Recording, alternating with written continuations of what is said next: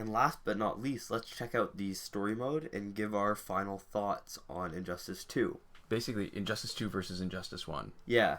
So story mode is essentially a collection of large cutscenes ending in various fights. This one that we're going to show is going to end in a fight with Batman, who actually doesn't need to be on your roster. You get a fight with him that's kind of just set up as part of the experience. It's like almost like a cinematic kind of fight. Right, and what we used to call story mode in Injustice 1 is actually campaign mode in Injustice 2. So this story mode is something that's brand spanking new. Yeah. So I like it. It's quite a bit of fun that you aren't required to do to get ahead in the rest of the game. The problem is, given how much there is to do elsewhere, it seems likely that not a lot of people will be spending time doing this. Yeah, and I haven't spent enough time with this. I'm assuming that this is actually like the same story mode that's in the console version proper, because I can't imagine they made all this stuff specially for the mobile game, right? This like looks really cool. It would be an insane amount of work. Maybe it's a pared down version, but either way, I think it's a nice touch, right? It's a nice touch to be able to access this stuff. As you can see, there's actually a skip button. You don't have to go through the whole cutscene, but I think the cutscene is the whole point for this. I don't know why you'd want to skip it. But anyways, we can let this play in the background a little bit while we give our final thoughts on the game. And the comparison, I guess the bottom line of what the differences are, and what we think about it, right? So one of the things that gets me is really, it's not a great game for completionists.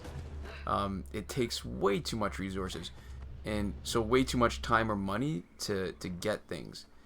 Too many different things to do means that there's really no hope of being able to do anything quickly. Yeah. So like here, seriously, if you want arena medals, no XP for you. And if you're developing your roster using operations, then those cards are unavailable to play with.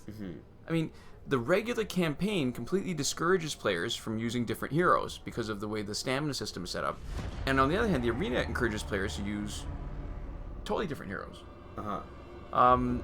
New mechanics for getting the heroes, like the whole hero shards things, means that even if you have a favorite, you're stuck making the most of whatever hero you end up getting, totally randomly. And what's frustrating to me is I can see a lot of time and effort spent into making this a different game from Injustice 1. And whether it's better or not, you can see that effort was made into trying to improve it, right? Like the different combat system is interesting even if it's not the best, right? And I think opinions on that, mileage on that's going to vary. The characters are interesting, and there seems like there's an interesting selection of characters, right?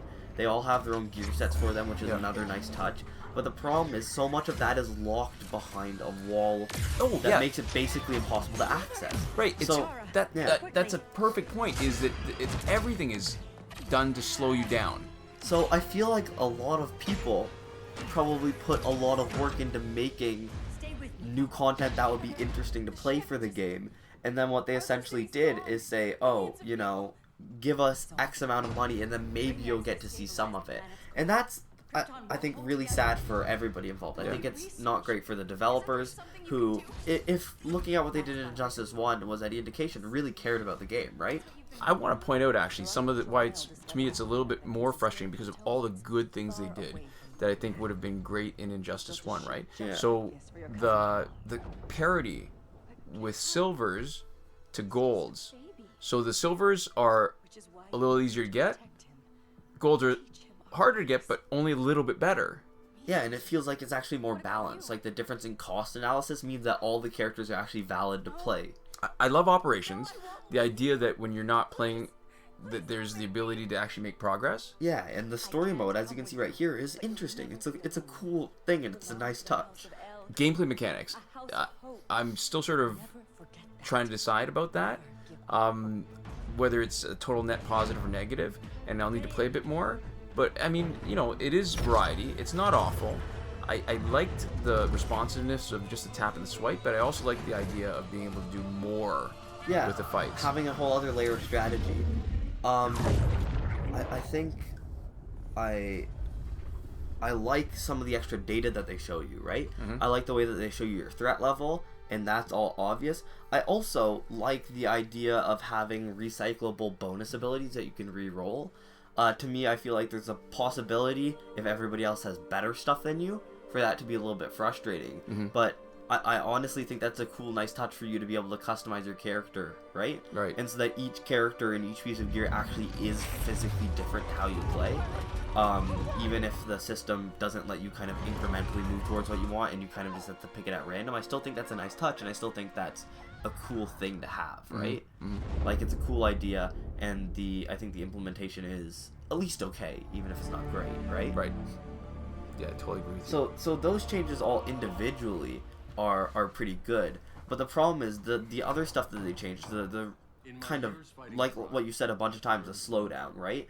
The way that you almost need to spend real money to get the fun out of the game, right? I'd almost say some of it is even more than slowdown. I think I touched on this in a previous video, is that it's almost like some of the newer, better features are meant for you to not play. Yeah, they're meant for you to sit idly by or wait a certain amount of time, and that's the focus of them. And then even within the stuff that you are playing, they make getting stuff so much more difficult. Listen, not playing, rewarding you for not playing is not an awful thing, but you tie that into the paywall, slowing everything down, and that combination, I think, is a little deadly. It does a lot of what mobile games do, which is the time delay thing, where they make it so that you can't play more than a certain amount of time.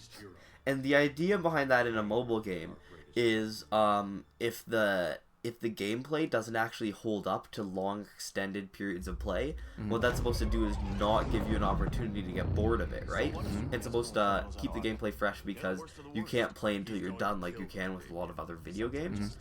And the problem is that Injustice was never like that. Injustice was always satisfying enough that you could play a lot of it and it stayed good, right? And so they've introduced a lot of these mechanics when we've already had a taste of what it's like to play a lot more of a game that gameplay-wise plays almost the same as this, right? Plays very similar. That's a good point, right? Because we played it before, so a lot of it has to do with expectations. If they'd made this a completely separate game and not part of the Injustice franchise, I would have had different expectations for it. Exactly. I also wouldn't have played it.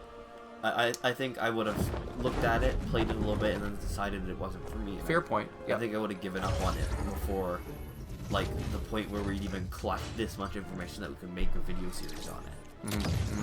And so I guess we can talk about that for a second here. This is the end of, I guess, season 1 or whatever it is of our Injustice 2 instructional / comparison. Right. Video. I mean, technically, this is sort of a first impressions video, but it's probably a little bit more robust because there's just so much to do and go over. Yeah. So we're totally open to the idea of making more videos for this as new stuff comes up, as we learn new stuff. And let us know in the comments how you like the format, because what our plan when we're doing this is to drop them all at once, sort of like Netflix. Yeah, where you can binge a whole season. Yeah, and it'll be a full playlist, but essentially it would have been sort of, it holds together as one video as a primer on Injustice 2 through the lens of having played a lot of Injustice Gods Among Us. Yeah, so if this video brings home the bacon as far as views go, and you guys respond well to it, as we play more of Injustice 2 and new stuff, if we play more, right? We'll make sure to keep you guys updated with videos on that. Well, when we think we have something important to say, obviously. But that's where we're at with Injustice 2. It's not a bad game. They do a lot of good things. And it's a new infusion of content, but it's perhaps in the worst kind of medium, right? It's the worst vessel for it that I think we could have gotten. I'm sure they could have made it worse. They could have made the game worse. But the problem is, it's to the point where I still see a lot of the kind of good side shining through.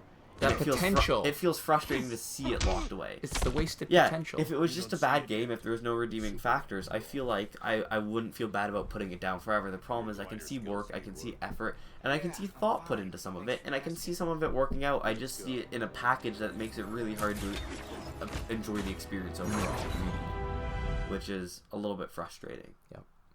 So there we go. Thank you guys so much for watching, and we'll see you guys next time.